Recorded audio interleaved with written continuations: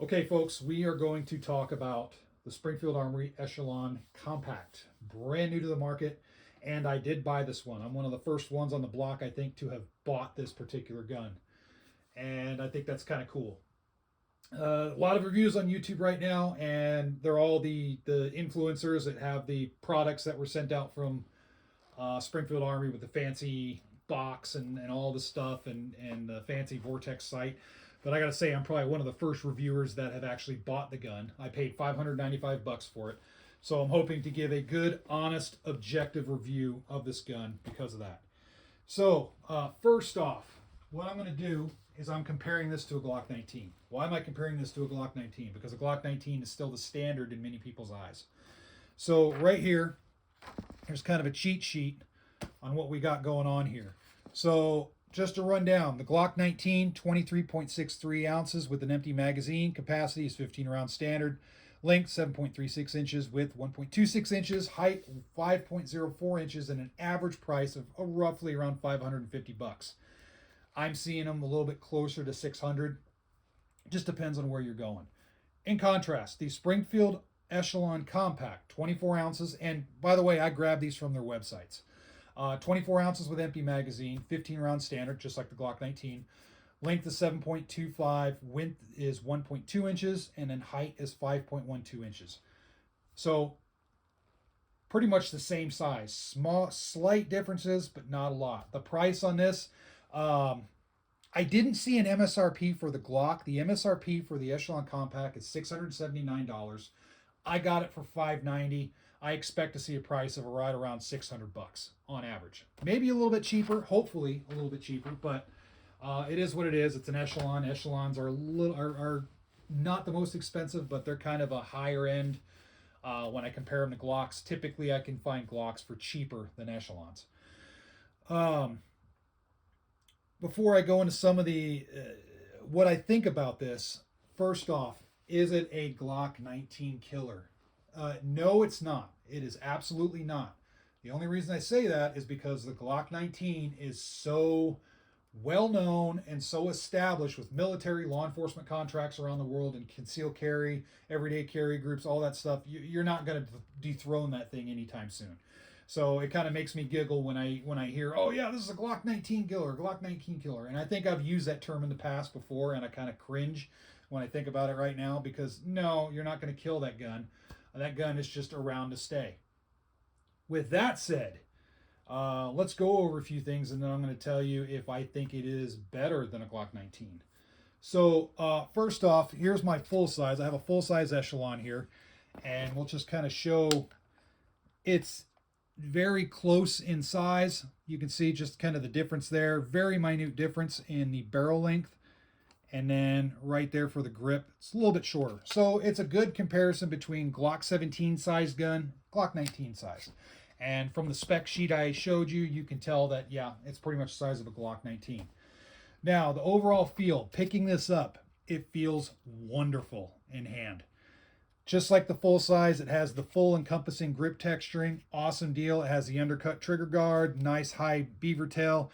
Has the undercut trigger right here. So you have undercut here with some texturing, also texturing on the front and right here for your thumb. So it feels really good. It's a standard Springfield Echelon frame that's just been cut down here and cut down here to make a smaller gun. One thing to note that I'm going to talk about is right here, you can see how my hand is overhanging right here on the bottom. This could potentially cause a pinching issue depending on the person. I've had a lot of compact guns over the years, and I've noticed when I have overhang right here, if I get excited with my reloads, sometimes I pinch right there. That's because I have larger sized hands, and it is what it is. So if you have this gun, just like any other compact gun, train maybe to loosen up right here on the bottom of your grip, insert, and that's not a problem. It's a training issue, but it's something you could have some pinching going on right here. So keep that in mind if you buy this, and if it happens to you, don't get freaked out. The trigger, standard Echelon trigger. So everything is going to be standard Echelon, just shorter. So you get the awesome trigger from the Echelon. The slide serrations and everything, just like the Echelon, just a little bit shorter in length on the slide serrations. but you still get the trench cut up front. You still get the 2 notches back here to help with rack and slide. Everything's good to go there. Slide lock, slide release is unchanged, and it still has full ambi on the gun. The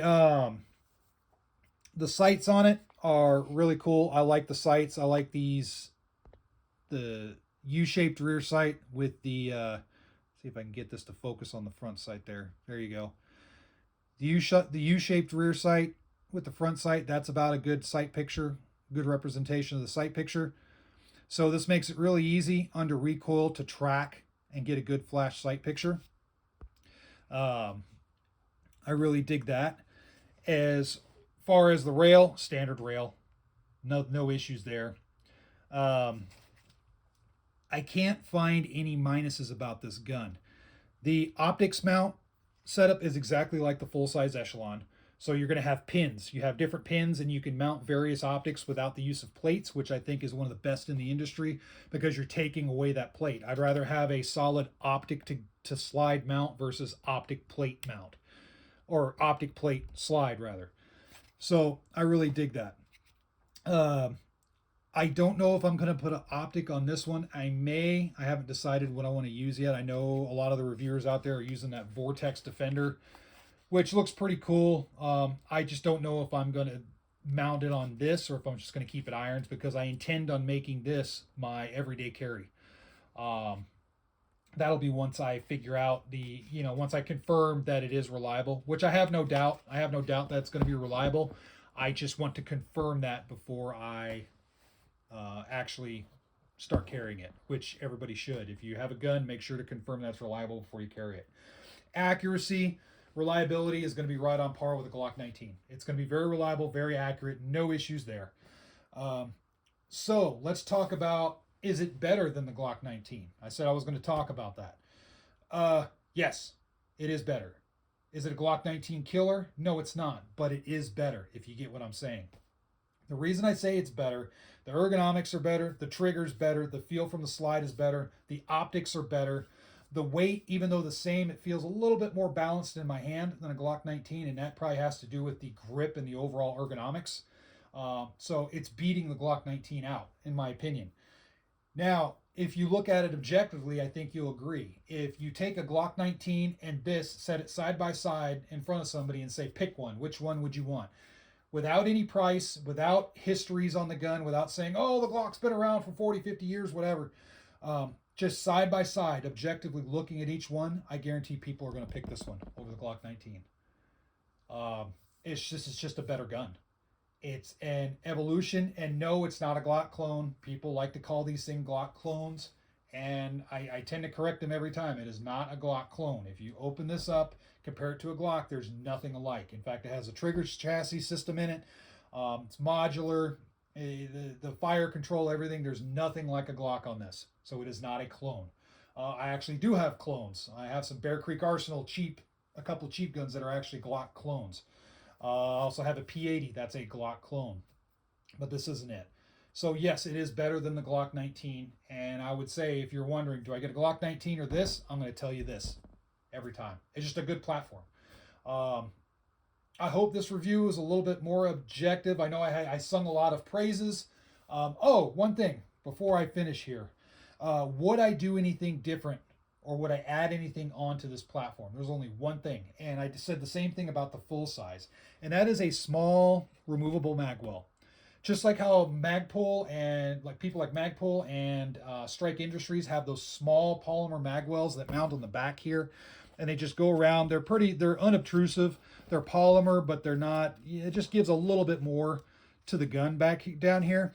I would add that as an option. In fact, the Springfield XDMs, even on their smaller carry guns, they can have the magwell on it. So I would do the same on this. Just a smaller, unobtrusive, small magwell for those people that prefer it. This has plenty of material, and it has cuts in it that makes the reloads easy enough, but just having that little bit of extra, some people do prefer that. I'm one of those, especially for the full size. I think that would be a good addition that would round out completely this gun. This gun has a completely custom look and custom feel, so you add a little removable magwell and you just completed it 100%. That's the only thing that I would add to this. Everything else is good to go. It's just a very good gun. Um, some people may not like it. If you like a super crispy trigger, um, this one is very smooth, but it's not as crisp as a P10 or some of the others, and certainly not as crisp as a Glock. So if you really like the Glock style, real crispy trigger, then yeah, you might not like the trigger on this. So get out and try it. Get to a gun store, try it, compare it with a Glock or a P10 or something like that, and then you can kind of make your own determinations. So with that said, it's a great gun. I'm glad Springfield brought it out. I hope to do more videos with it. I'll report back on anything, whether good or bad. I expect it to run just perfectly, but if there's any issues, I'm going to let you know. I don't want to be one-sided on this. But I think it'll be a good addition to the market, and I think it's going to be pretty dang popular. So feel free to throw your thoughts into the comment section below, whether good or bad. And as always, thank you for watching.